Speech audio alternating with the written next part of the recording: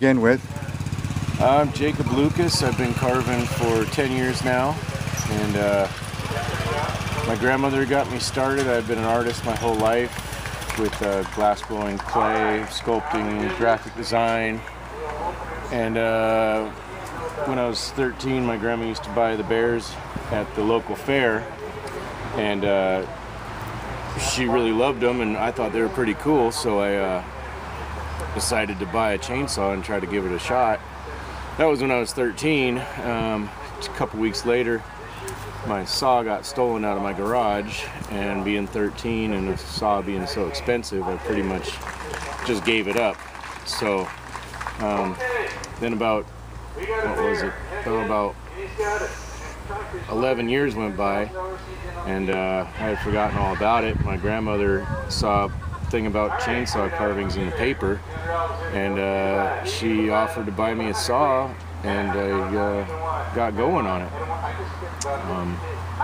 Worked a full-time job for a few years to get my bearings and get a little bit better and a little better, and then I decided to quit my job and take this on full-time.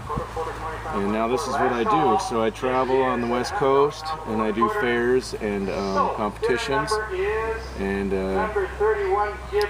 just do custom orders. I carved the Seahawk Spirit Warrior, which was a major piece during the time of the Super Bowl this year. It was on all the news channels and went viral on Facebook and Twitter.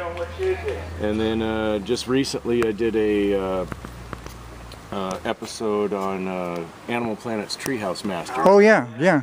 And so we, me and another gentleman, George Kenny, who owns Bear in a Box chainsaw carving school, him and I carved a 35-foot totem pole, abstract totem pole, in about 3 hours for the show. It needed to be installed in the ground and help support the tree house. And that's called View from Above 2, Treehouse Master episode. All right. And how many hours do you have in it now, would you say? I think about 18. 18 hours. It was a giant school marm.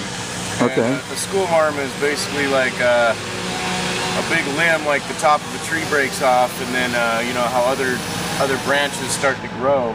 And so this was part of a really big tree, and it was a giant branch that went up like this. So this flat spot was actually cut off of the tree. So if you can imagine this being a limb up in the air, that went up, and this came down and connected to the tree.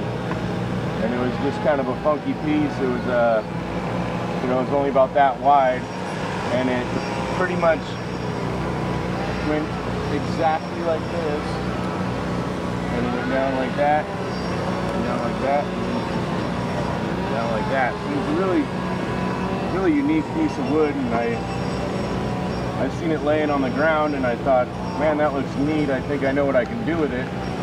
But I needed some help standing it up, and I wasn't sure if it was going to balance. Just looked like so much weight that way. So when I got it stood up, it balanced for sure. And I thought, that's it. I've had this idea in my head for a while, and so once I got that piece of wood, I knew what I was doing.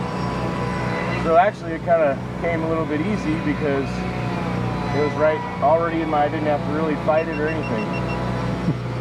Just right there in my head, asking to come out. So has this piece been purchased? Yes, it's been purchased. And it's got some really nice grain in it. Really beautiful figuring of the wood. When it curves, it creates all this, and then your sapwood and your heartwood. The definition and contrast between the colors is just, I love how the sapwood, the blonde, comes right here, and then also right here. And then the other side is all heartwood, and it's really red.